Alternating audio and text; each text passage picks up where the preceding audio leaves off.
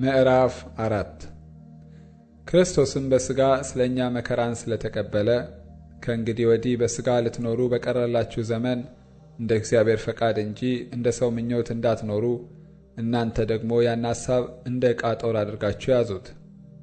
በሥጋ መከራን የተቀበለ ኃጢአትን ትቷልና። የአሕዛብን ፈቃድ ያደረጋችሁበት በመዳራትና በሥጋ ምኞትም በስካርም በዘፈንም ያለ ልክም በመጠጣት ነውርም ባለበት በጣዖት ማምለክ የተመላለሳችሁበት ያለፈው ዘመን ይበቃልና። በዚህም ነገር ወደዚያ መዳራት ብዛት ከእነርሱ ጋር ስለማትሮጡ እየተሳደቡ ይደነቃሉ። ግን እነርሱ በሕያዋንና በሙታን ላይ ሊፈርድ ለተዘጋጀው መልስ ይሰጣሉ። እንደ ሰዎች በሥጋ እንዲፈረድባቸው በመንፈስ ግን እንደ እግዚአብሔር እንዲኖሩ ስለዚህ ምክንያት ወንጌል ለሙታን ደግሞ ተሰብኮላቸው ነበርና። ዳሩ ግን የነገር ሁሉ መጨረሻ ቀርቧል። እንግዲህ እንደ ባለ አእምሮ አስቡ፣ ትጸልዩም ዘንድ በመጠን ኑሩ።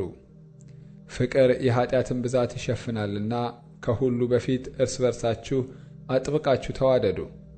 ያለ ማንጎራጎር እርስ በርሳችሁ እንግድነትን ተቀባበሉ። ልዩ ልዩን የእግዚአብሔርን ጸጋ ደጋግ መጋቢዎች እንደመሆናችሁ እያንዳንዳችሁ የጸጋን ስጦታ እንደተቀበላችሁ መጠን በዚያው ጸጋ እርስ በርሳችሁ አገልግሉ።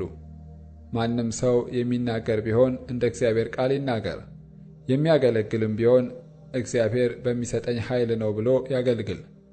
ክብርና ሥልጣን እስከ ዘላለም ድረስ ለእርሱ በሚሆነው በኢየሱስ ክርስቶስ በኩል እግዚአብሔር በነገር ሁሉ ይከብር ዘንድ አሜን።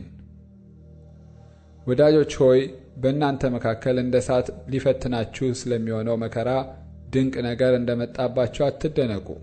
ነገር ግን ክብሩ ሲገለጥ ደግሞ ሐሴት እያደረጋችሁ ደስ እንዲላችሁ በክርስቶስ መከራ በምትካፈሉበት ልክ ደስ ይበላችሁ። ስለ ክርስቶስ ስም ብትነቀፉ የክብር መንፈስ የእግዚአብሔርን መንፈስ በእናንተ ላይ ያርፋልና ብፁዓን ናችሁ። ከእናንተ ማንም ነፍሰ ገዳይ ወይም ሌባ ወይም ክፉ አድራጊ እንደሚሆን ወይም በሌሎች ጉዳይ እንደሚገባ ሆኖ መከራን አይቀበል። ክርስቲያን እንደሚሆን ግን መከራን ቢቀበል ስለዚህ ስም እግዚአብሔርን ያመስግን እንጂ አይፈር። ፍርድ ከእግዚአብሔር ቤት ተነስቶ የሚጀምርበት ጊዜ ደርሷልና። አስቀድሞ በእኛ የሚጀምር ከሆነ ለእግዚአብሔር ወንጌል የማይታዘዙ መጨረሻቸው ምን ይሆን?